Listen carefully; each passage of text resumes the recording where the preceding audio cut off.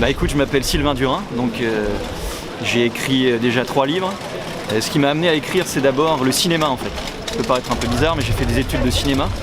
Et il y avait une thématique qui me marquait un peu depuis mon enfance, c'est la thématique du père en fait. Et en allant voir un film de Jacques Audiard, c'était De battre, mon cœur s'est arrêté. Je me suis dit que j'allais travailler sur son cinéma à lui, parce qu'il parle de la figure paternelle dans ses films, quoi. Donc ça m'a amené à faire un travail universitaire dessus, un mémoire. Et j'ai retravaillé mon mémoire à la fin de mes études et ensuite j'ai fait un livre, quoi. En fait, le livre essaie d'expliquer la mort de la figure paternelle dans la société. Et j'essaie d'utiliser les films de Jacques Audiard comme illustration en fait. Parce que dans les films de Jacques Audiard, il décrit le père biologique, qu'on connaît tous, mais aussi le père spirituel, le tuteur de résilience. Je m'appuie beaucoup sur les travaux de Boris Cyrulnik aussi dans ce livre-là. Et puis dans mes films en général. Et donc voilà, j'essaie vraiment de faire le tour de toutes les figures paternelles qui peuvent exister et d'expliquer en quoi elles sont positives, en quoi elles sont négatives. Et aussi de conclure sur la nouvelle identité masculine en fait.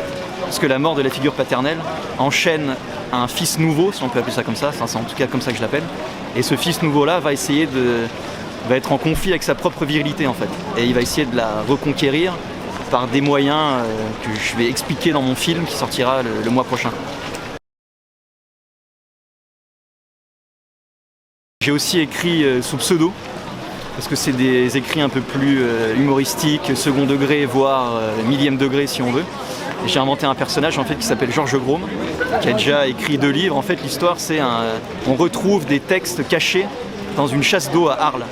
Et là, un éditeur se dit, ces textes sont tellement géniaux que je vais les assembler et je vais en faire des livres.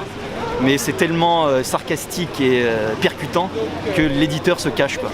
Donc ce personnage-là, c'est moi, mais c'est mon espèce de double maléfique, quoi. Mais tout ce qui se passe dans ces livres-là m'est vraiment arrivé, mais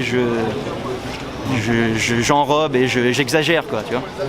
Donc il y a eu le premier livre, c'est l'abécédaire pogromisé. Il faut savoir que ce livre a été interdit d'impression, il m'en reste plus que 2, donc je ne l'ai même pas sur moi. L'imprimeur ne voulait pas l'imprimer, parce que quand tu es auto-édité, tu envoies ton livre à un imprimeur, puis il l'imprime, quoi. Mais là, l'imprimeur m'avait appelé pour me dire, écoutez, vous allez trop loin, c'est trop percutant et tout ça, donc je ne veux pas l'imprimer. Mais un de ses employés avait lu le texte et a décidé d'aller contre son patron et a imprimé le livre quand même. Mais donc du coup, là, il m'en reste plus que 2, et ensuite je pourrai plus jamais l'imprimer, quoi. Et donc j'en ai imprimé un autre qui s'appelle, le voilà, qui s'appelle Arles, décor antique pour puanteurs modernes, où là vraiment je raconte la jeunesse du personnage et on comprend pourquoi il est devenu ce vieux monsieur très méchant, très aigri par la vie et compagnie.